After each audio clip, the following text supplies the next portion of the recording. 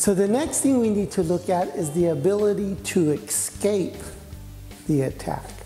And what does that mean? That means starting to develop control over the weapon so that they can't use it against us. And the way we're going to do this is with a inward-outward maneuver. The right hand, after you're pushing the attacker's face, is going to monitor the downswing of the attack. So it's going to ride that attack out. The left hand, the left arm, is going to be braced to the bicep of the attacker so that it reduces the power of the attack at the same time.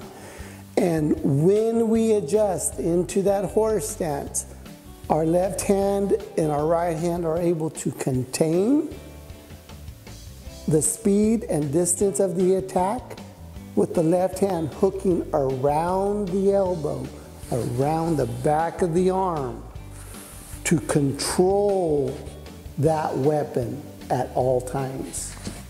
Another thing we want to look at is the ability to develop even more control over the situation as we start to go through the move.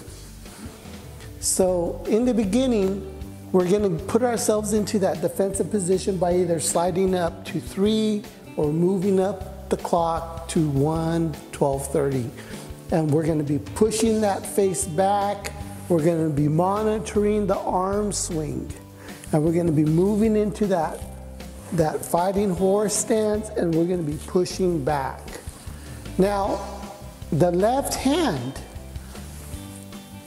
wants to be in kata. We are taught to put the hand at the hip and then raise it up. This angle, this bracing angle of the arm right here is going to monitor the bicep, the upper arm, monitor the bicep motion so that it hinders the speed and the power of the attack.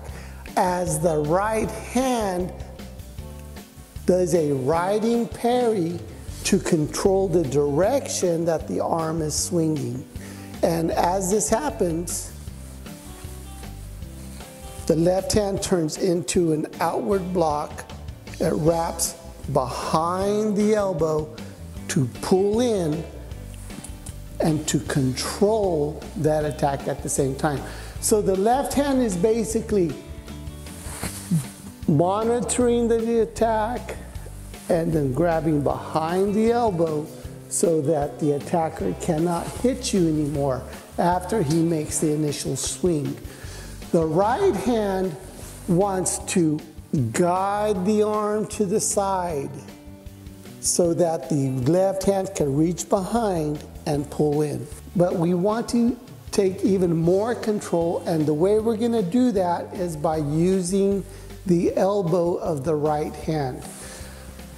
As we have stepped in and pushed the face and we're monitoring the attack and we move into that horse stance, we want to take the elbow, the right elbow, and we want to shove it into the face, keeping our attacker aware of the position and staying away from us so he doesn't drop his body weight into us. So we're going 1, 2, 2. Once we have grabbed the hand, we're going to continue to take control of the body by striking and then grabbing either the hair or checking up high. And now we have escaped the attack. We've taken control of the weapon. So one more time. The attacker's coming in, we step off. It could be to 3, it could be to 12:30, it could be anywhere in the first quadrant.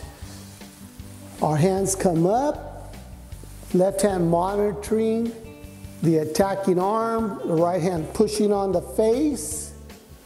And as the weapon comes, we're going to start that inward-outward block. The right hand doing a riding parry to direct the direction of the swing. The left hand to the bicep of the arm to hinder the power and speed of the swing. Once we're here, the right elbow wants to push into the face, cover your head. He still has a weapon. You still have to cover your head. So 1, 2. The right elbow should be directed towards the attacker's face. From here, the left hand is gonna pull the weapon in control and hold on. Then you're gonna do a simple back elbow claw into that cat stance, 45 degrees. Now we're in the controlled position.